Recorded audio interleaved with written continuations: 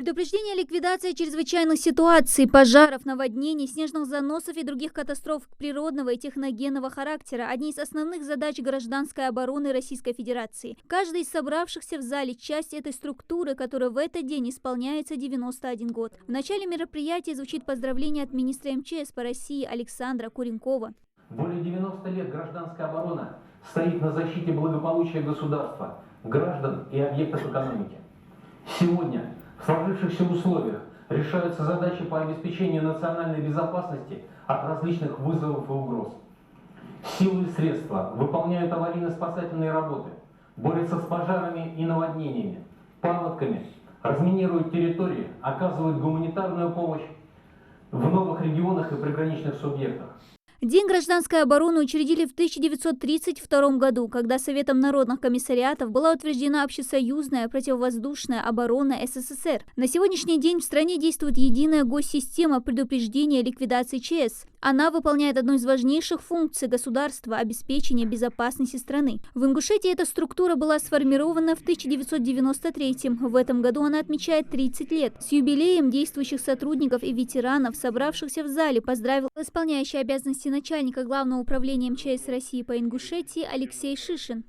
Сердечно поздравляю ветеранов и весь коллектив Главного управления МЧС России по Республике Ингушетия с 91-й годовщины образования гражданской обороны.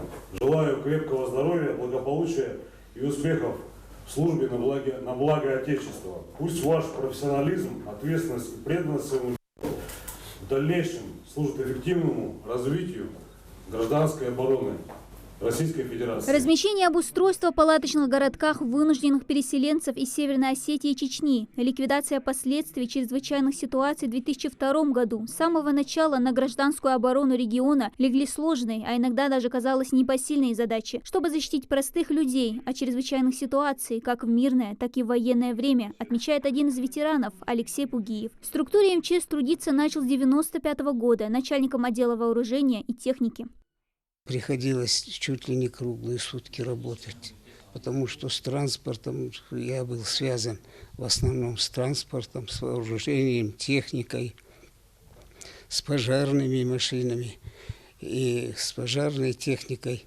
В общем, все это нужно было, чтобы оно было готово и в любое время. Все, что мы могли сделать, мы в это время сделали. И если сейчас еще надо будет где-то что-то, мы и сейчас пойдем, несмотря на наш возраст. Сегодня силы гражданской обороны усиленно решают широкий спектр ответственных задач, действуя слаженно и оперативно. Сотрудники МЧС ежедневно доказывают, что они настоящие герои, рискуя своей жизнью ради спасения других. Об этом не понаслышке знает и Дауд Суров, ветеран гражданской обороны, председатель общественного совета Главного управления МЧС. Он отдал работе больше 20 лет. Очень многие сотрудники, офицеры стали героями этой организации. Откуда берутся эти герои? Эти герои вы, каждый из вас, сидящий человек, может в любое время совершить подвиг.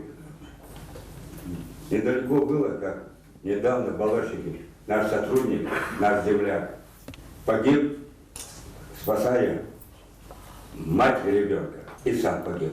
Галдеж Толцов. Поэтому ознаменование этой даты хотелось бы от души поздравить вас с этим праздником. Желаю вам крепкого здоровья, вашим семьям, семейного благополучия. От напутственных слов и поздравлений переходит к наградам. За многолетнее безупречное служение делу гражданской обороны, защитой населения и территории от чрезвычайных ситуаций, медалями и благодарственными письмами награждают ветеранов МЧС и особо отличившихся сотрудников. Ежегодно подразделениями, входящими в гражданскую оборону России, ликвидируются сотни пожаров. Проводятся мероприятия по спасению людей, оказавшихся в ситуациях угрозы жизни и здоровью. После мероприятия они вновь приступят к своей работе, ведь даже в свой профессиональный праздник они всегда стоят на страже общественной безопасности республики и страны. Дана Плиева, Хамзат Халухаев, Новости 24.